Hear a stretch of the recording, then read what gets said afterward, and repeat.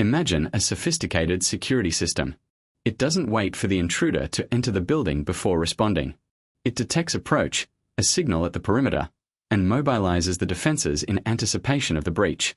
This is signal anxiety, Freud's concept of the ego's anticipatory warning response, the small, preparatory experience of anxiety that triggers the deployment of defenses before any overwhelming threat has actually arrived. Signal anxiety is distinct from what Freud called traumatic or automatic anxiety, the overwhelming flood of undischarged excitation that occurs when the ego is suddenly confronted with a danger it is entirely unprepared to handle. Traumatic anxiety is the anxiety of the panic attack at its worst, or the immediate shock response to a car accident, or the terror of a child suddenly abandoned. The ego is overrun. The defenses have failed or were never deployed. The result is a state of helplessness in which the nervous system is flooded with undischargeable excitation. Signal anxiety is the system designed to prevent traumatic anxiety from occurring. It operates through memory and anticipation. The ego, having experienced or been alerted to danger, whether real external danger or the internal danger of threatening ID impulses approaching consciousness, generates a small, tolerable dose of anxiety as a warning signal. This signal mimics, in miniature, the overwhelming anxiety that would occur if the danger were not managed. The small warning triggers the ego's defensive responses, repression, projection, displacement, or one of the other defense mechanisms, which prevent the threatening material from breaking through to consciousness and overwhelming the system. The clinical elegance of this model is in what it implies about neurosis. Neurotic symptoms, in Freud's revised framework, are not simply the products of repression or the direct expression of repressed wishes. They are the consequence of the signal anxiety system responding to threats that have been miscalibrated, either through early traumatic experience that associated certain situations with overwhelming danger, or through developmental distortions that made certain categories of impulse or experience seem threatening when they are not.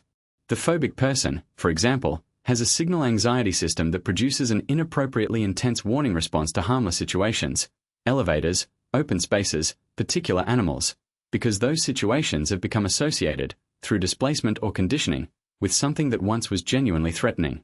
The obsessional person generates signal anxiety in response to aggressive or forbidden thoughts, triggering elaborate defensive rituals that seem designed to prevent something terrible from happening, something that the healthy ego would recognize as no longer, if it ever was, genuinely dangerous.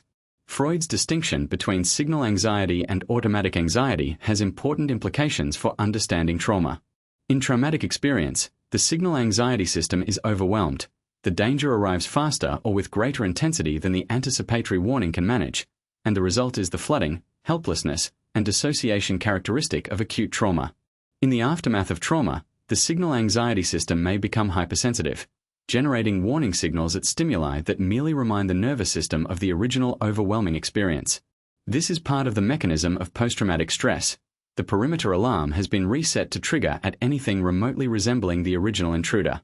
Therapy, in this framework, works partly by recalibrating the signal anxiety system, helping the person develop the ego capacity to tolerate a certain amount of threatening material without immediately deploying maximum defenses, and gradually lowering the threshold that triggers pathological defensive responses. What the ego could not bear to know, the therapy, conducted in the safety of the therapeutic relationship, makes bearable to know.